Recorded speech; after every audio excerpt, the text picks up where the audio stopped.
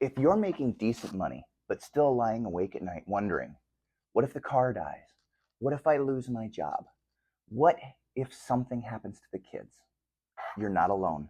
A huge number of families would struggle, even with a few $100s of surprise expenses, without going into debt or borrowing from friends and family. And a lot of people have absolutely nothing set aside for emergencies.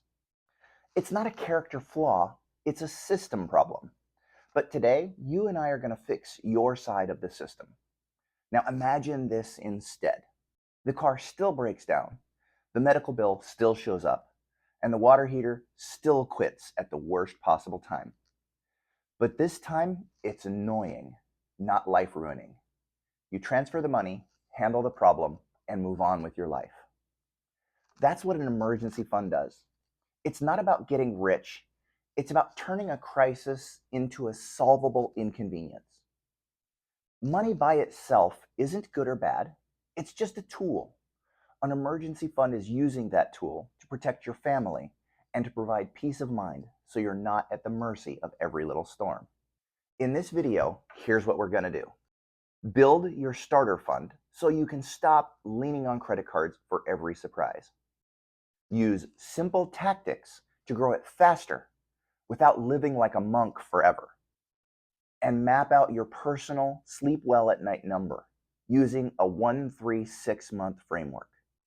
And build a mindset of calm preparation so you're not just safer financially, but also less anxious. By the end, you'll know your number, your next step, and how to stick with this, even when life fights back. And if you're serious about breaking out of the I make good money but still feel broke cycle, hit subscribe. On this channel, we talk about real-world money for real families, budgeting, debt payoff, and investing without shame, gimmicks, or get-rich-quick nonsense.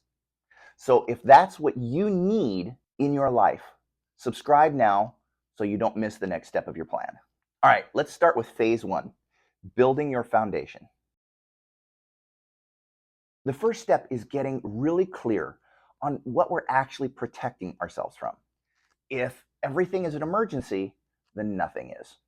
A true financial emergency checks 3 boxes. 1, unexpected. You didn't see it coming.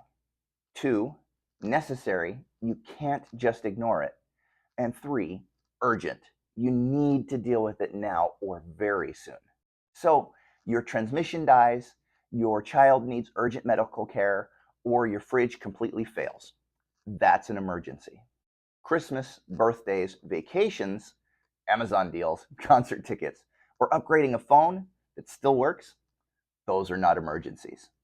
Those are predictable events that belong in sinking funds, which you can plan for separately. This distinction is huge. If you keep treating predictable things like surprises, you'll always be firefighting and your emergency fund will never have a chance to do its job. The goal is to see life clearly. Some expenses are just part of life. Plan for those. Save your emotional energy and your emergency fund for the truly unexpected. Now, if you're in debt or feeling behind, hearing save 6 months of expenses can feel like someone is telling you to climb Mount Everest, even when you're still trying on boots. So instead, we start small and sharp. Goal number 1 is $1,000 or 1 month of essential expenses. Now, why this starter goal? It's psychologically doable. Going from $0 to $1,000 is a clear, realistic mission. 2, it breaks the credit card cycle. Most emergencies that people swipe for are in that range. Tires, minor car repair, basic home repair. Now ask yourself, if I had $1,000 sitting in cash right now, how would that change how I feel about my finances? For most people, nothing else in their situation changes, but their stress level drops. And that's what we're aiming for. Now, let's turn this from a wish into a plan. Goal research consistently shows that people are much more likely to achieve their goals when they write them down instead of just thinking about them. And there's a reason. Writing forces you to be specific and honest. So take 30 seconds after this video and literally write, I will save X dollars for my emergency fund by this date. That's a specific dollar per month per paycheck. Make it concrete and then put it somewhere you'll see it every day, whether that's your fridge, your mirror, your phone lock screen. You're not just writing a number, you're giving your brain a target. You're telling yourself this matters. Start looking for opportunities to make it happen. Here's a simple mental exercise that can change how seriously you take this. Tonight, when it's quiet, close your eyes and imagine you lose your job tomorrow, or your car dies, or you get hit with a big medical bill. Then ask, if that happened, how would I want to have prepared? The point isn't to scare yourself, it's to reduce the shock if something does happen and to push you towards smart preparation today. You're training your mind to respond to what if with here's the plan instead of I hope it never happens. Your emergency fund is that plan. Now, let's get practical. You've got a starter goal and a date. How do you get there faster? One of the biggest predictors of whether people save is whether it happens automatically. When saving is the default, people actually save. When it depends on willpower at the end of the month, life usually wins. So here's what you do. Set up an automatic transfer from your checking account to a separate emergency fund savings account every time you're paid. This might be $25 a week, $50 every Friday, or $100 per paycheck. Whatever fits your situation, when you pay yourself first, you're removing willpower from the equation. It just happens in the background. Treating your future stability like a negotiable bill, not an optional extra. Disciplined people don't rely on motivation. They build systems that make the right thing the easy thing. Automation is one of those systems. Next step, tighten things up for a season, not forever. Pull up the last 1 to 3 months of your bank and credit card statements and sort every expense into 2 buckets. Needs, which includes housing, utilities, basic groceries, transportation, insurance, and debt payments. Then wants, extras, streaming services, frequent takeout, impulse Amazon orders, subscription boxes, upgrades, and convenience spending.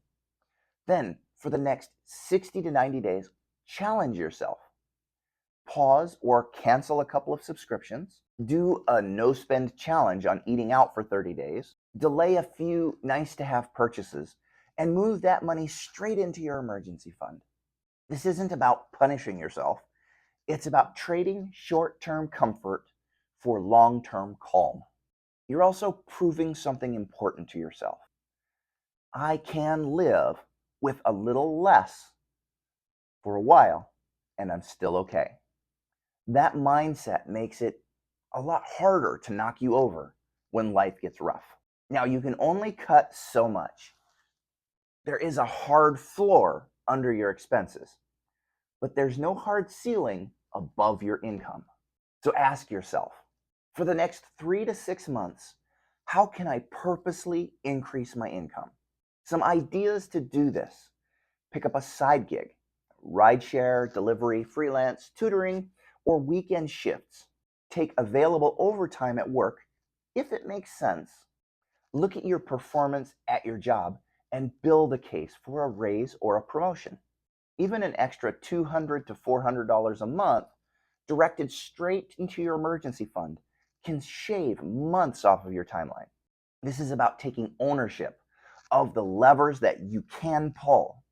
You may not control the economy, inflation, or interest rates, but you do control your effort, your skills, and how you use your time for this focused season.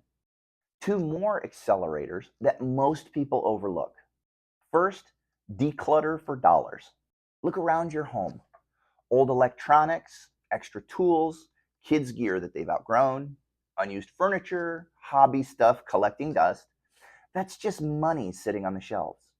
Spend a weekend listing those items on Facebook Marketplace, OfferUp, Craigslist, whatever works in your area.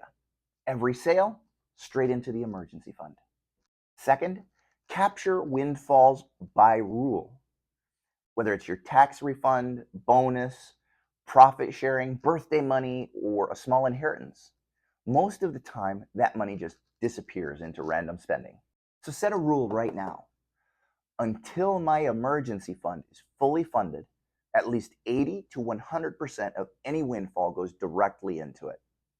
You worked hard for that money. Let it buy you something that actually matters. Less fear and more control. Once your starter fund is in place, you have some momentum. It's time to think bigger. Most financial pros recommend an emergency fund of 3 to 6 months of essential expenses, and sometimes up to 9 to 12 months if you have higher risk, like variable income, single income, or health issues. Now, to keep that from feeling overwhelming, break it into levels.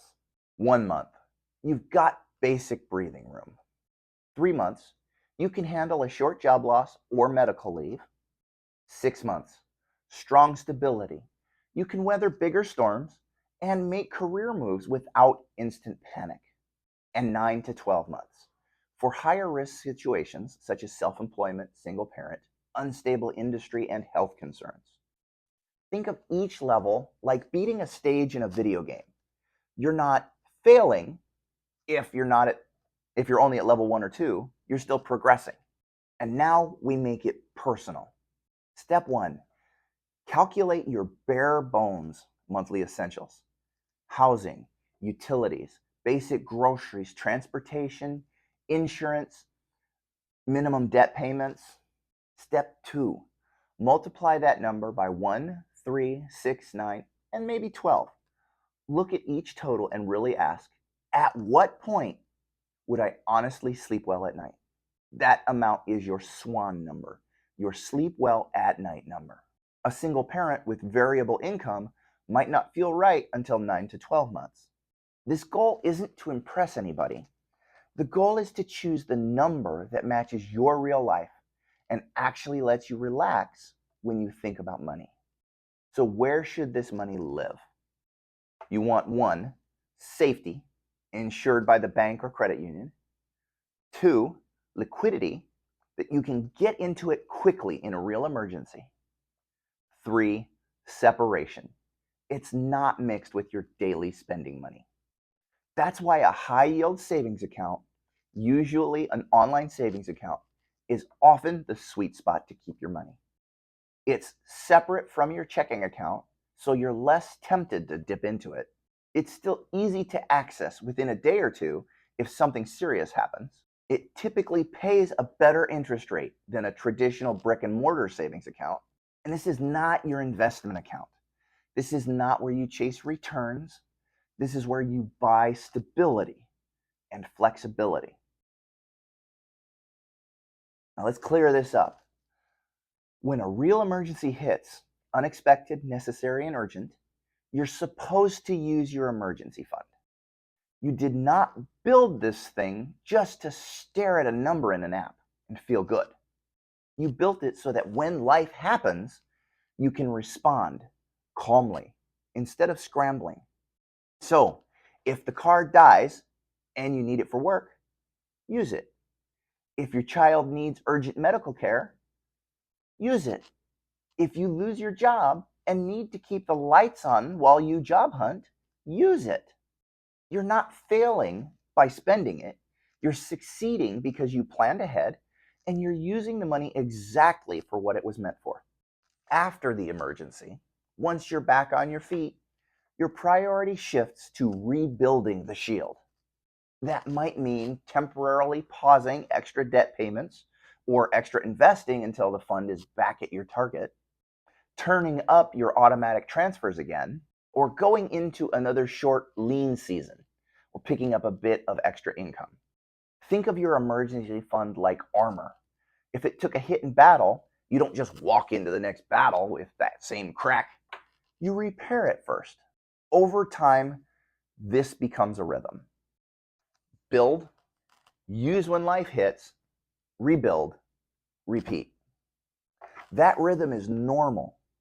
It's not failure. It's exactly how this tool is supposed to work. Now, let's zoom out. In this video, you learned what a real emergency is and what it isn't, so your fund doesn't get drained by predictable stuff. You set a realistic starter goal, $1,000 or 1 month of expenses, and you wrote it down so that your brain actually pays attention. You built a plan to automate your savings, trim some wants, increase your income, declutter, and capture windfalls. And you used the 136 framework to figure out your personal sleep well at night number based on your real life. You found the right home for that money in a high yield savings account, and you learned how to use the fund without guilt and rebuild it like any other essential habit. This is you refusing to live at the mercy of every unexpected bill. You're accepting that surprises are part of life and choosing to prepare calmly on purpose instead of just hoping nothing goes wrong. Will it happen overnight? No. It might take months or even a couple years to fully hit your SWAN number. But every automatic transfer, every side gig hour, every subscription you pause, that's a small act of taking your life back. Now, I want to hear from you. Drop a comment below. What was the last emergency you had to deal with, and about how much did it cost? You don't have to overshare, but your story might help someone else realize that they're not the only one who's been blindsided. If you're ready to take the next move after your emergency fund, maybe that's paying off debt faster or finally starting on investing, check out the video I've linked on the screen and in the description below.